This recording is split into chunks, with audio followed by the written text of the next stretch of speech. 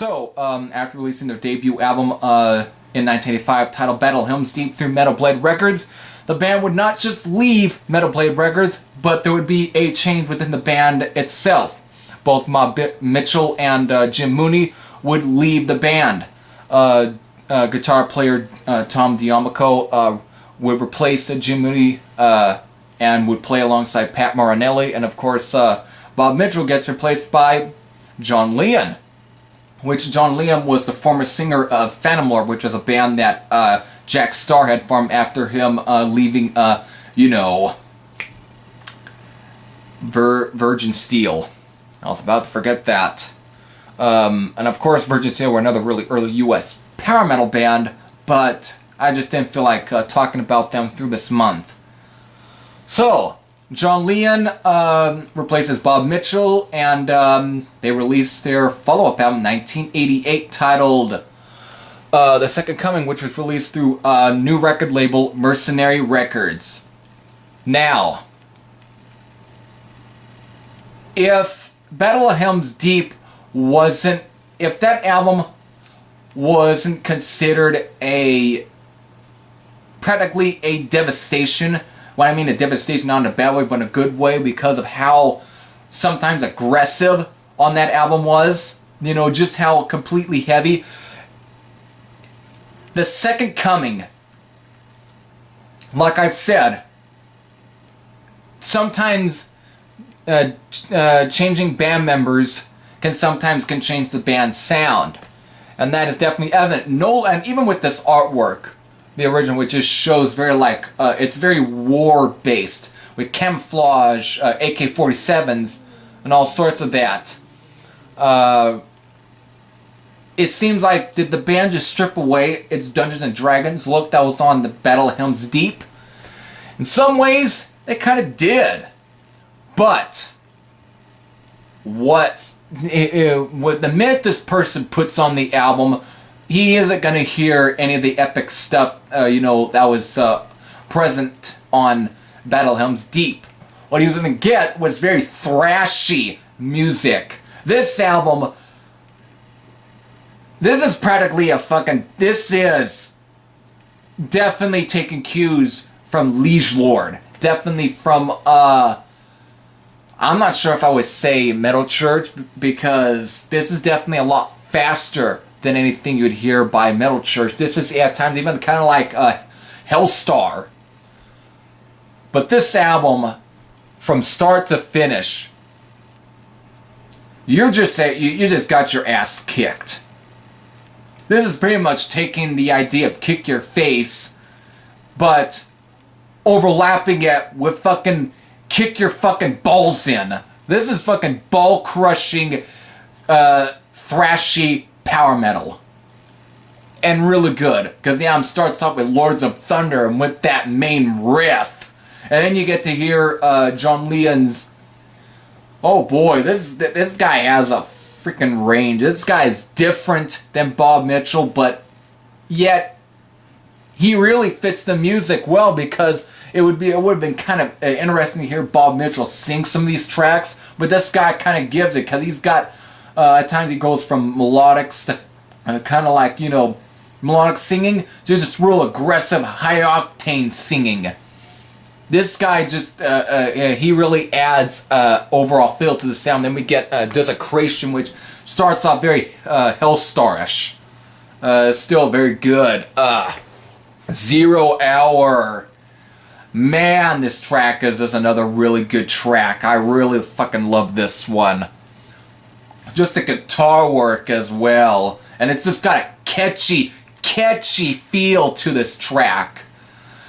In a 0 Hour, something like that. It's just a really fucking good track. You got Revelations of Evil, which is... holy shit. It's definitely one of the longer tracks. It's kind of like a 5-minute album. This album doesn't even tend to go over either 3 or 2 minutes long, and sometimes there even times at 4. And plus, this album isn't very long. It's probably around 28 minutes long, or a little over. But this is just another killer song. And then you got The Madness. keeps it going. Just keeps it going. It's another real aggressive track as well. And you got Captives of Babylon. This is the one that kind of goes, kind of stretches it a bit to the kind of early stuff that was presented on, you know, Battle of Helm's Deep. But still good. But it's still done in the style of this album. Definitely good. You get also Octagon, which is an instrumental, but it's just not your fucking typical shrapnel instrumental, the ones where it just seems like they just want to copy Eruption by Van Halen. No, this is just a fucking instrumental that's like a song just without singing. And it's also almost a little over 1 minute. Really good track, and of course this thing goes into Emanon, which if you really, when looking up the facts for this track, if you reverse the name of this track, the title, it says No Name. It's No Name backwards. But interesting fact about this track is it also was on a compilation. An early version of this track appeared on the L'Amour Rocks comp, which I originally listened to years ago. But this track, this is just this song also is at times could also fit on Battle of Helm's Deep, but this is just a killer way to start off with. At times still its thrashiness, of course, with riffs and John Leone singing. This song, it just ends on a really good note. It actually, this whole album is a fucking wild, you know, ride. It's like it's a roller coaster. This is definitely a really killer album, and at times I really don't know what album I like more, Battle of Helm's Deep or The Second Coming, because both these two albums are fucking great. But if I have to say, I really kind of dig maybe this a tad bit more. Maybe because I played this one a lot more than I did Battle of Helm's Deep. But nothing against the other album as well. This is definitely good. Of course, after this album, this would end up being the last for Attacker. And of course, I also failed to mention that Mike Sabatini's drumming on his fills on this album is very damn impressive. So of course, after this album, of course we would lose John Leone. I forgot what year, but I think it was the 90s, somewhere around the 90s, if I'm correct. I'm not gonna get up. I fucking forgot because obviously I'm like worried about other shit at this point. But, and of course we lost Jim Mooney as well in 2000. So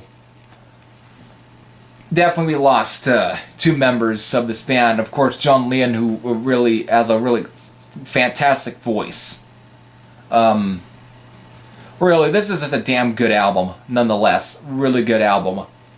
If you have heard The Second Coming by Attacker, what are your thoughts? If you have any thoughts, you can post your comments down below. And after this album, of course, they did get back together, of course, so that they were featured on the, you know, the Thunder and Steel Down Under tribute to Riot comp with their cover of Fire Down Under, which, really good job. But of course, they had a different singer on there. I know Bob Mitchell did come back in like 2004 to record Soul Taker. That'll be the only album with Bob Mitchell being back. So, after this, it's now time to go on to the next band. And I'm probably going to get shit for this for the next two videos. I'm probably going to get shit. So, with that, this is Heavy Thrasher saying I'm out. See you on the other side. Take care.